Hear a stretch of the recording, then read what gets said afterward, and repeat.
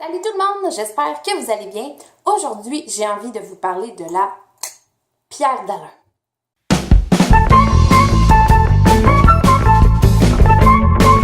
Alors, pour vous mettre en contexte, dans mon tournant vers une vie un petit peu plus naturelle, c'est-à-dire que je tente au maximum de délaisser les produits chimiques au profit de produits plus naturels, en tout cas moins pires, finalement, pour ma santé, je me suis tournée donc vers des alternatives à mes déodorants habituels. J'ai testé plusieurs produits. J'ai entre autres ici la marque Billy que j'ai essayé, la marque Kiss My Face. Je dois vous avouer que par rapport à mes antidorifiques habituels, là, c'est vrai que ceux-ci fonctionnent un petit peu moins bien. Par contre, sont plus naturels, moins de produits chimiques et sans sel d'aluminium, entre autres. Donc, toujours dans cette quête-là, finalement, d'avoir des produits plus naturels, mais surtout efficaces, j'ai entendu parler de la pierre d'Alain. Alors, un bonjour, je suis tombée en pharmacie sur cette belle pierre d'Alain-là. Je pense qu'elle coûtait comme 8$, vraiment pas cher. Fait que j'ai fait « Ah, super, c'est le moment de l'essayer. » Finalement, je n'avais entendu parler, j'avais vu ça même sur YouTube un petit peu. Donc, je l'achète, puis je commence à essayer ça. Sérieusement, le Graal. Pour moi, ça a fonctionné super bien. Aucune odeur, aucune transpiration, tu sais, ou presque. Je la portais pour aller au travail toute la journée. Le soir, j'avais mon volleyball 2 heures de temps. Ça se sentait pas, il y avait aucun problème. J'étais comme... puis avec ça, ça dure vraiment longtemps. Mon chum l'a essayé, même chose. Les deux, on était super séduits. Hey, c'est une petite pierre naturelle qu'on retrouve comme ça dans la nature. On la mouille, on l'applique. Merci, bonsoir, ça fait la job. C'était comme vraiment une super belle découverte. J'étais super enchantée de cette pierre-là. Mais j'ai approfondi mes recherches parce qu'après quelques semaines de super satisfaction avec cette pierre-là, je me suis quand même dit, ouais, mais c'est du sel d'aluminium. C'est une pierre d'aluminium. Alors, je me suis dit, pourquoi cet aluminium-là serait pas dangereuse pour ma santé, tandis qu'on prévaut tellement de ne pas prendre des déodorants avec du sel d'aluminium à l'intérieur.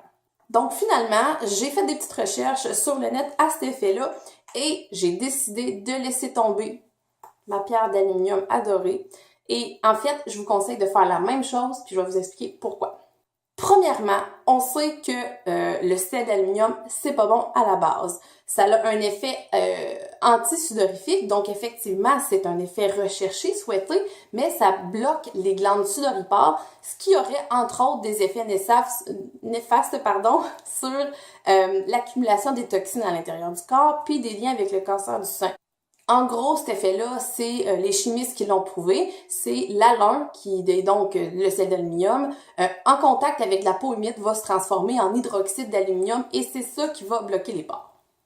Là où ça devient dangereux, et c'est là où j'ai commencé un petit peu à me mettre en garde, c'est plutôt le lactate qu'on retrouve dans notre sueur qui va en fait dissoudre cet hydroxyde d'aluminium-là qui bloque les pores et donc, en le dissolvant, va lui permettre d'entrer dans notre peau.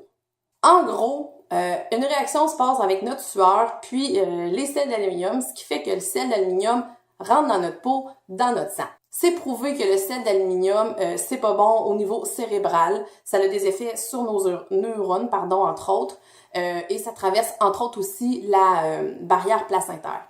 Il y a des études en éprouvettes qui ont démontré qu'avec des cellules mammaires en parfaite santé, en appliquant une dose de sel d'aluminium, même inférieure aux recommandations de l'Agence de santé, qui est 0,6% quotidiennement, il y avait des cellules qui démontraient des débuts de cancer. Parallèlement à ça, il y a aussi une autre étude qui a dit que effectivement, ça avait été démontré avec les sels d'aluminium, les risques de cancer du sein, rappelant que 80% des tumeurs au niveau du cancer du sein se débutent en fait au niveau des essais. Ensuite, j'ai trouvé aussi plusieurs témoignages de filles notamment qui avaient observé des rougeurs, des irritations, des plaques même irritantes sur leurs aisselles après plusieurs semaines d'utilisation du sel d'aluminium, vous savez, par la fameuse transformation chimique que je vous ai expliqué tantôt. Bon, là, ça dépend évidemment de chacune. Moi, je l'ai utilisé pendant 3 semaines, je pense, la pierre d'Alain.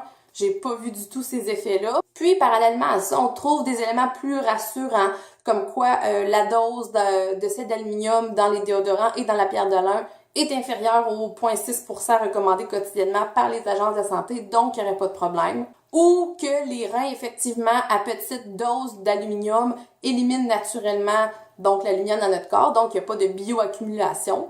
Fait que tout ça, en fait, c'est pas mal scientifique. Puis, c'est des études qui parfois contredisent d'autres études. C'est pas évident de trouver qu'est-ce qu'il y en a réellement avec des études à jour. À vous de juger, puis peut-être de complémenter vos recherches. Alors, pour ma part, dans le doute, je vais m'abstenir et je vais me tourner vers d'autres alternatives qui n'ont pas d'aluminium.